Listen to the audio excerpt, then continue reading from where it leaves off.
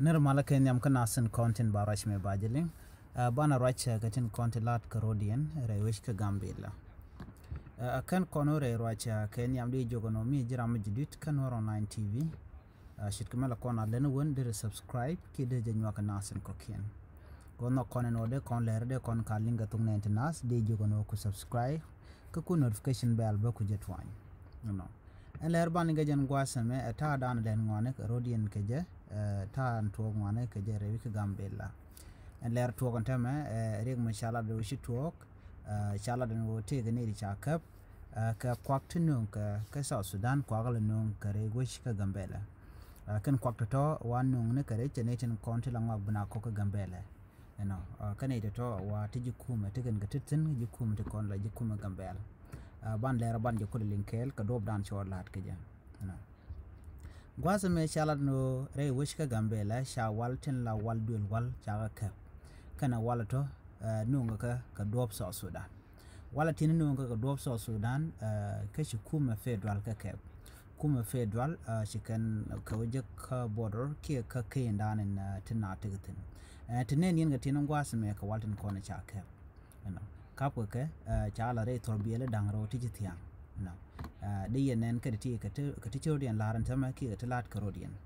bana kula nyoga right ka doba danen ka ba ka je ki nu ga kai nu nang ne kani no ngai ka jen wo ti ka tun wan lat Karodian rewi ka Gambella sit ka ta danen la ngwak la buna ko ka Gambella ka ti ju kuma ti kan ga titin sit ko la ma je ko ka Gambella ala control bana danen yar ka Gambella ka je ka cha thana cha khayan ka cha kula right tin ka gwato no ngum shalel makap ka ne ti ka je makap ka ne kwakati ne ka je ka kwakati no ga South Sudan an kwakati nang ne ka ne ki no ka gwazalien ka wuka ne ban right tin gwasame ka kor pes ne te kon mulo kon jok to kon ka pes ti chuwa kan pes to te ka mi to ka gwasedan cha turbil kwarandi twaja ka fala turbil umodu julu me chaje kebin turbila mo chaje gano terede te ka walte tin kan tab ngai kon tab no shit kamen ngai kon to marjuana tin to cocaine tin to wite tin ke tab leni ke tab lerendi kan tab to cha gor ngai kon ka kum Ethiopia ke ne gwas wi mon ke lu kan tite cha ka gor rama cha keb ka jamala ja yan ka pek te ga de ke ka pet ke karun kala ja ko na ngai ke gwanu tok na mishela wala kenila rame dane sha kep ken toto kwak to ne la ramadan jel ka turbil kwarnu mod julu gere mala la ken ger kel ke je mala ja gere la dolbar twaje ke point de en gere mo ka gwastot twaje olun ka ngai ke je gwanu mi sha chor sha je kep ke sha rami shi kontraban sha je kep kana kwaka kel la ka nan ka ba ku lo ngaje no ram me ti je kwal katin cha chak na rana ka ba la janu ke ba kwaktin kontin chaji kep ka ba ka nyona ka ba ngaje no cha chika no la tok re wich ke shi contraband chi jala cha ka buni ji bank ke ba ji chika ka chiko de bi dor ba chi ka jini chi kwakati chi gan lele ne la ngai ke gwano titi ke nyingo ko cha ejectin na me kel mishiro la ne ka gwase dan no shurama mo la geru mo julna mo twaje keb kuma la kuma federal ko waje keb ka kelo ka baro kela ka doba dan wo ka disa baba jen godan waje captain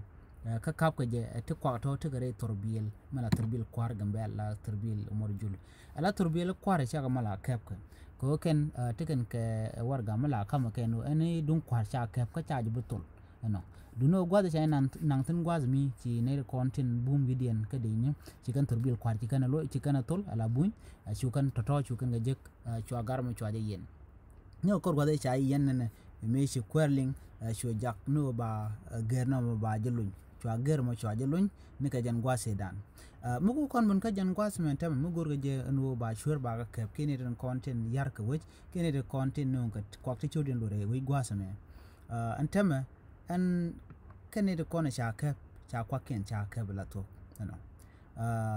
kan kwakten pai kep ka dop Sudan ke kai nb karewi ka lar warada cha ka kep kuma federal dob dana kap ka ke o ka kwakte tel wargane kan no ne kare ka do ma cha ngai ke je kuma cha kwakto ne cha yu kep no ka jen do mo ne mu ko kono gwasame kene den kontin nan ka kwakto ke no ka Gambella waken mo da ban we ke ji kuma te don ko bu kwa to bu gaben ka kwa tine wa no ka ji duaran konte dor de ga nan ko rum ya region de cho community kontin bu kwa to bu chup ka dob dien no ma mishalat gwa se me mi kun fe dal che gu je no be gambele be jere ala ka gwa da yik te ga lon ko dar tin diala kontin yar ga gambel da ka ko ti diala ti kan tin lat ke e ju kuma ni chang ala ne kontin la lat let karik te ti ka ji kuma che ja gora gwa an go be ti be ka wo antama lere me je le dan ti to no chane to cha kwak tin no garech ka dob so sudan cha ka gambela ka lara warada ki ka dob dan be ka lara ken nen yen ma gwaz me cha ka lare ne to konti la gor ka qui gambela ki tin kon lat ko gambela la media den dan la roinik nong chikana me chikana lel duno media mo che ngwan che ka per ko mit cha ko ngaji no kap ko jing la to men ne to konti gambel te lat ke ti jegbo de ka ka ko take evident nyu da no ken te ti jere let ken ka ajen le dan de linga jen gwas me ka kui gambela ngode